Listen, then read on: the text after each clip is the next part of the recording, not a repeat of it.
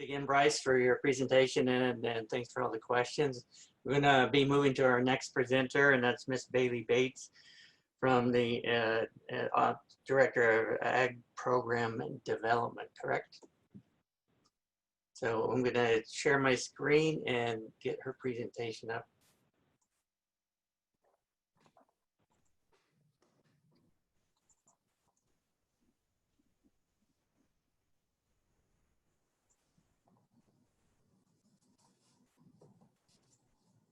Okay, Bailey? Okay.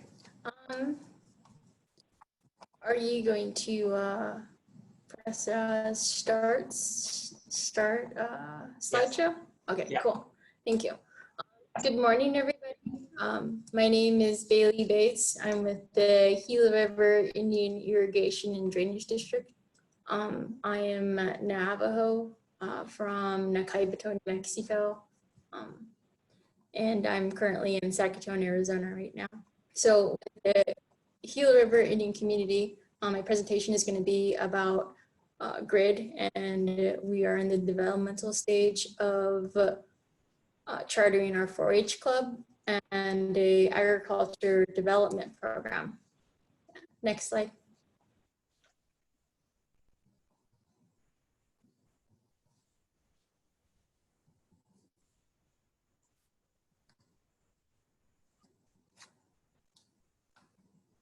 Can you go to the next slide, Trent? It should be there. I think it's taken a while for me to see it. Yeah, it's a little delayed. Okay, so the Gila River Indian community resides on about 373 acres of land within the central Arizona. There is about 14,000 people living on the reservation today.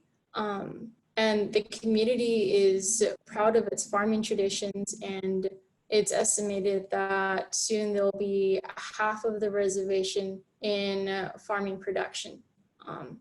So farming is big business on the reservation, and its impact is huge on the agriculture economy and the politics in the state of Arizona. So the key to keeping these traditions alive and growing these agriculture industry is in the youth. Next slide.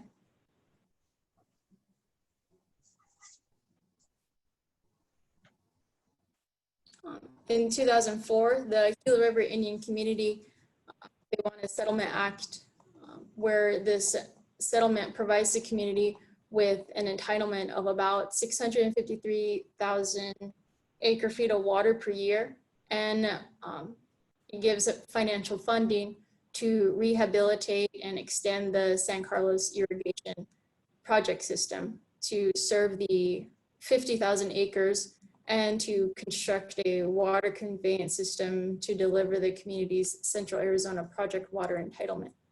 So the community's primary goal in reaching this water settlement was to return previously irrigated lands into production and to expand the production throughout other parts of the reservation. Next slide. It's on the way.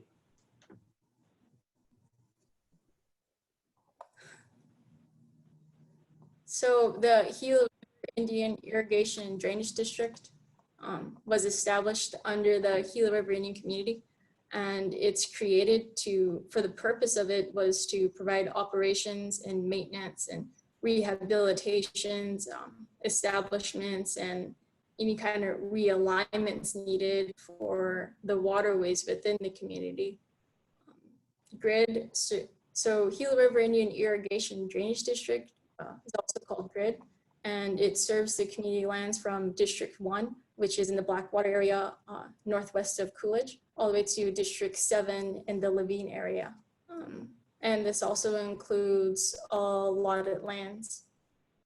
So the Community Council, they vested GRID with the authority to manage, deliver water received by the community for agriculture irrigation purposes or any other that is related.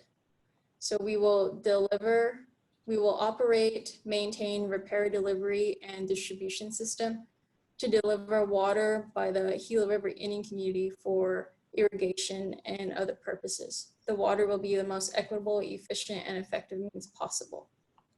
That's our mission statement. So now, what do we do here at GRID? So in addition to delivering that water and managing the waterways, we are looking at managed aquifer recharge sites where we have developed, it's called MAR 5. It's at Oldberg Dam in the community, and the CAP water, Central Arizona Project water, is an integral part of the Water Settlement Act. That a majority of that water is pumped into a managed aquifer recharge site, and it's kind of like a water bank since we're in Central Arizona, we're prone to have droughts. So whenever water is going to be scarce and at times for the community, we will be able to pump water from the aquifer for irrigation or any other agriculture related purposes. This MAR 5 is taken off pretty well, and not only is it acting as a water bank for the community, but it is also restoring that ecosystem, that riparian habitat along the Gila River. In addition to the MARS is the well rehabilitation project, where we are rehabbing wells along in the community and the well abandonment too. And with the abandoning wells, we are abandoning wells that could potentially be harmful to the aquifer sites. The reason of abandoning them is to prevent that mixing or contamination of the water systems. Next slide.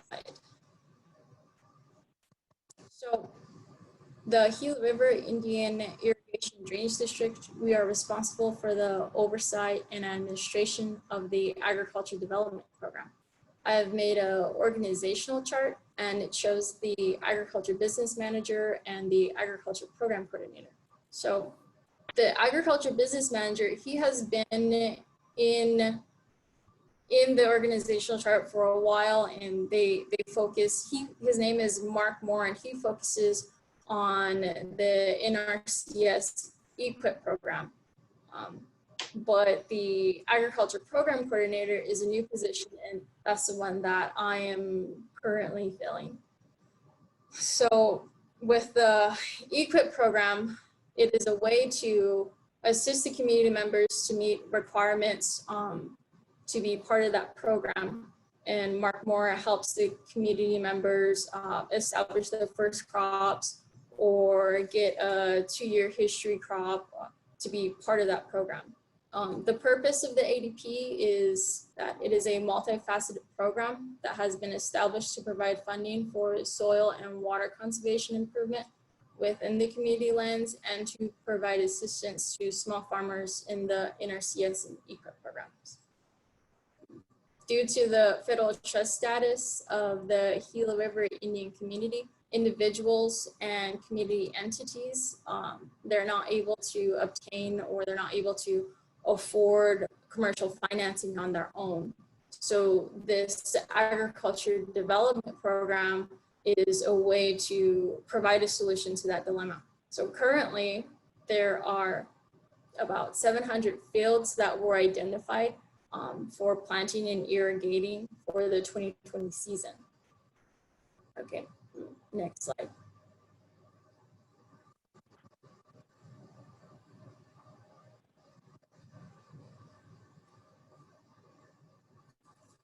So the USDA's NRCS and the Gila River Indian community, we are engaged in a compatible, we're engaged in compatible activities to provide that financial and technical assistance to address water conservation within the Gila River community and to address water conservation efforts. This alternative funding agreement, also known as the EQIP, is a grant for $2.5 million that was given to be expended over a 5-year period. And the purpose of the grant was to assist community members to bring their lands back into farming production. Okay, next slide.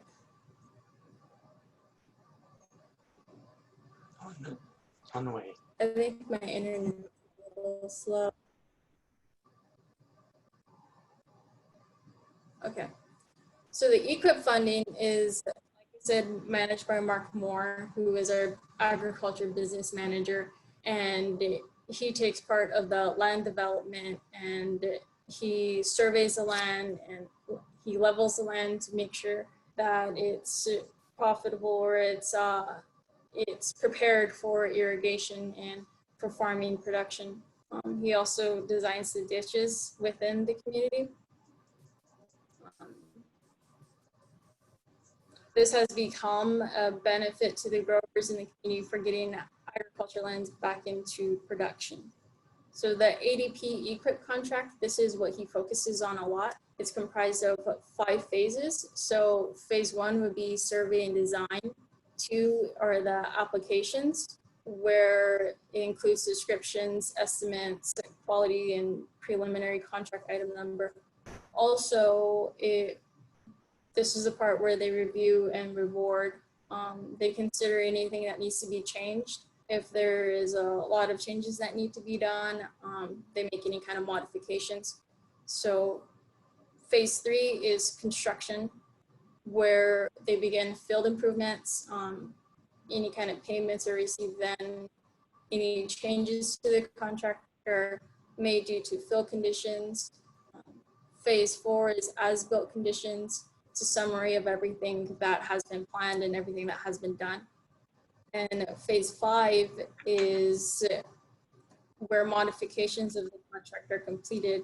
This is after phases 1 through 4. Here it's a new data set to cover a mandatory 20-year period of operations and maintenance of the land to be under the EQIP program. Okay, next slide. Okay. The next slide, Jeff, just let me know when.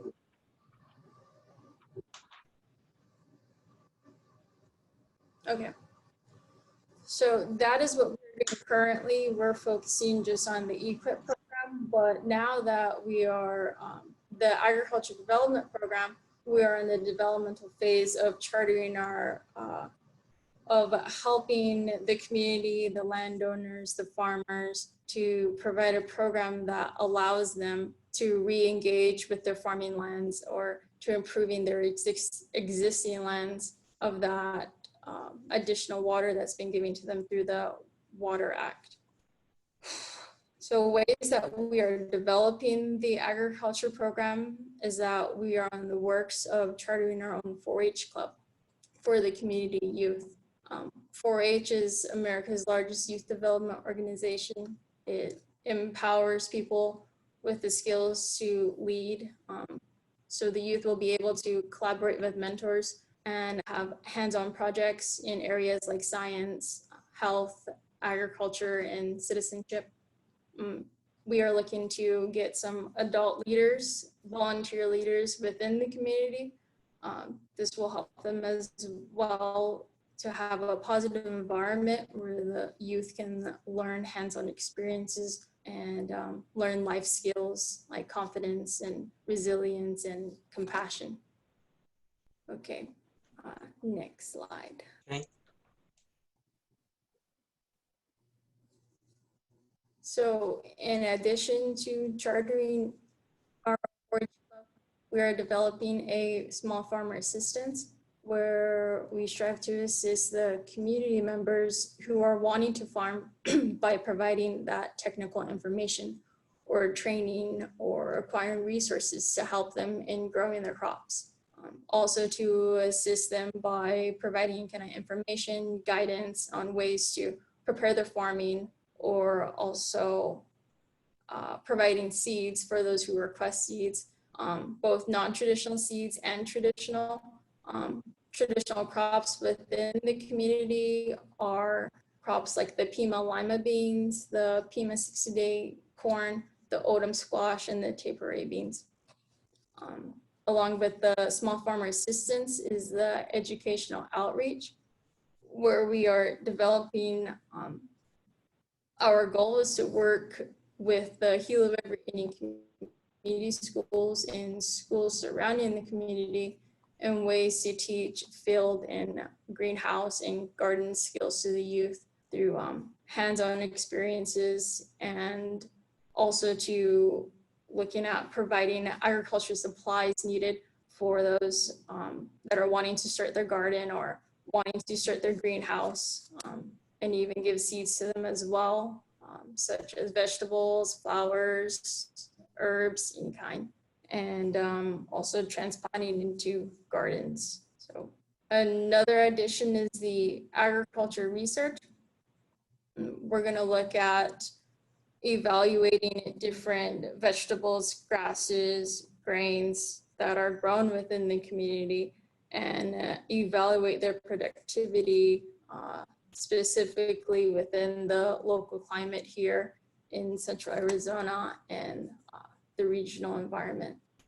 So the ADP, currently we have, they have developed a pasture mix where farmers, small farmers in the community, they request this pasture mix, and we were able to give it to them, and they're able to cultivate it for their production to be part of that EQIP program. But in addition to that, there's also a seed bank for traditional plants. So with that traditional seed bank, it's maintained to make sure that there's enough availability and sustainability, and the ADP upkeeps the quality of the seed. So closing up, our goals here at the Agriculture Development Program is to develop close relationships with the agriculture producers within the Gila River Indian community, and to re-energize the youth into the agricultural natural resources field, to improve the quality of life within community by developing educational programs like the 4-H and youth leadership, and also to enhance agriculture, natural resources, and environment by working closely with key departments within the community.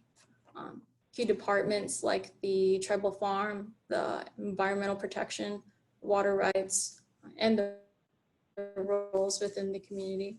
So with this program developing, we're going to strive to reintroduce and re-energize the youth with local farming and ranching to be utilized, so that the youth may learn about crop production, crop marketing, irrigation technology, crop rotations, and land leveling, anything that is closely related to agriculture production. So again, my name is Bailey Bates. I'm with the Gila River Indian Irrigation District. I'm the Agriculture Program Coordinator. Thank you for your time. If there's any questions, I'm sorry I got kind of nervous, so I kind of just went through really quick. That's okay. Sorry about, I'm not sure why the delay was so bad on some of the slides. It didn't look like it on this end, but. Yeah. I've got a question. Yeah. So thank you, Bailey. It's great to see what you're doing with the youth. Really want to encourage what you're doing to keep on keeping on. My question is about the development of the community agricultural lands. It looks from your pictures and from what little I know about what Gila River is doing, is this is a huge economic enterprise, right? The farming. And when the tribe is helping to community members to develop their lands, is the goal to get them to have some economic base, or is it do the community members have the chance to develop their traditional crops just for their own their own purposes?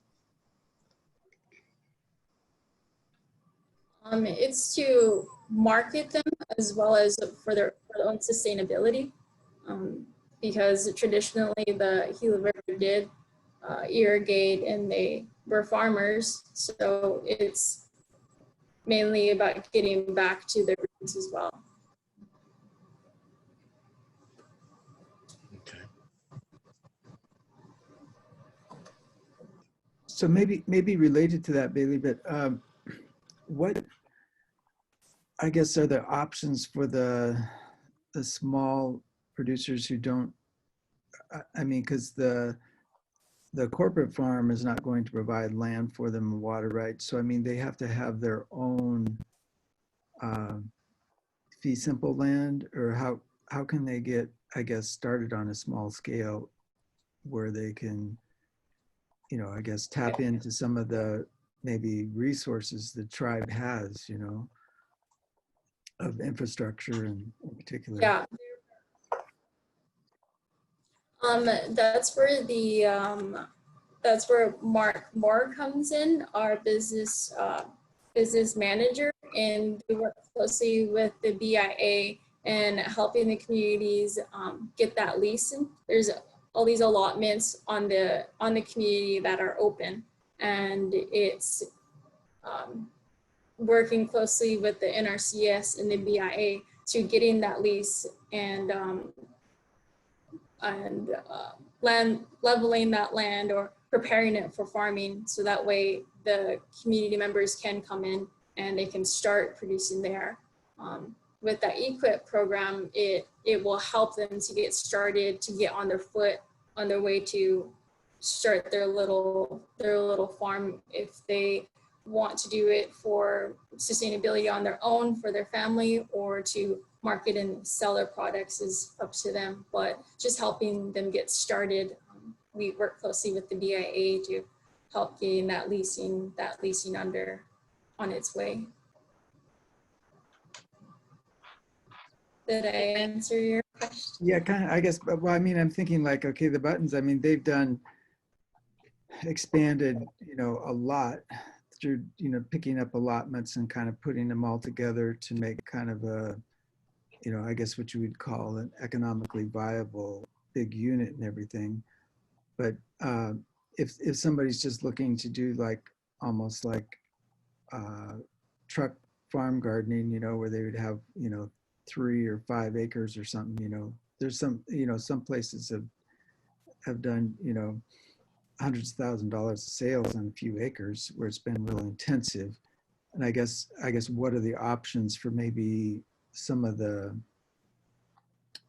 tribal members trying to start, you know, something that's maybe, you know, more on a small scale with, you know, still mechanization, but, you know, small farm kind of, and maybe, you know, say like a 5 acre size or something like that, you know, where it's, I guess it's a lot of different crops. Instead of field crops, it's, you know, specialty crops that would be going to, you know, farmers markets or local things like that, you know. I guess just what are the, what are the avenues people have for getting in on that scale, I guess. Yeah, that's something we should look at reaching out or focusing more onto as well, because I just started in a couple months ago, and I'm thankful that I got to this position, but I'm still learning my ropes as well. Everything's been kind of slow on the pandemic, but I've really been focusing on looking at bigger scales, but that's something that I should be focusing more on too. Thank you for pointing that out though.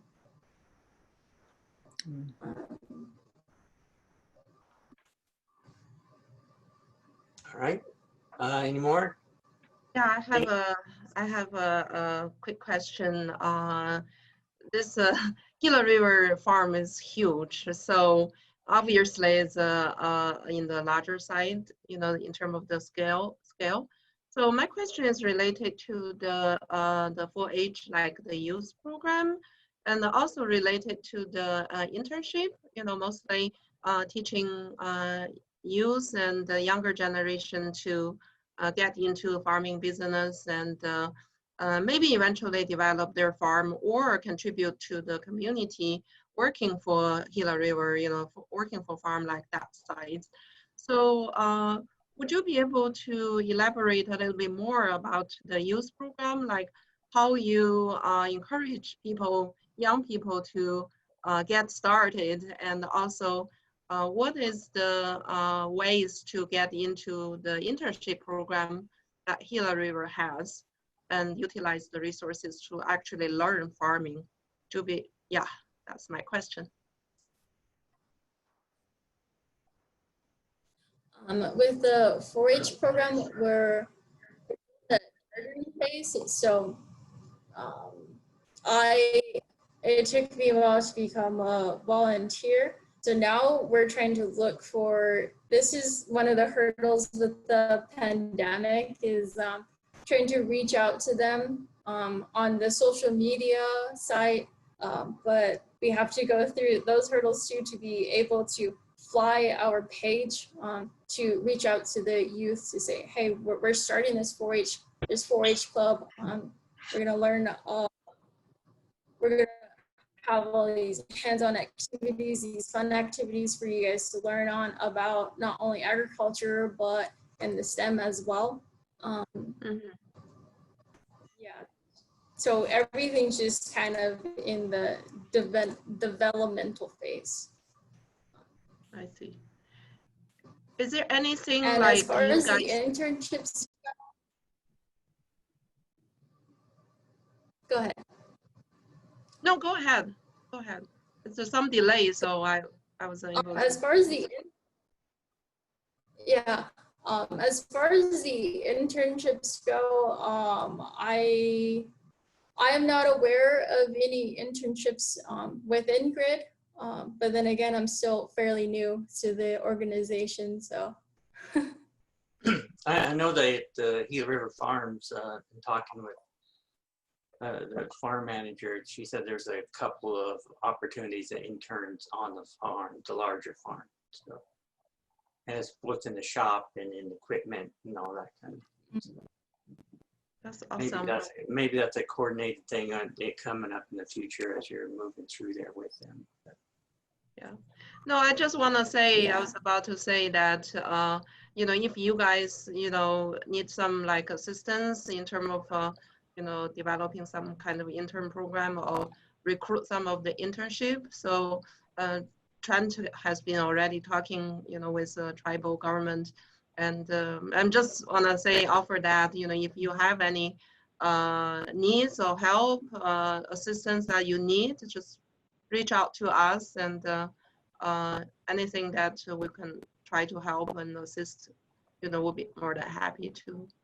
So it's very nice meeting you, through this event. So hopefully we will talk offline, and definitely interested to learn the exciting things you guys developing there. So Yeah. very amazing. It's amazing. Yeah, everything's pretty. I'm excited to see where this goes.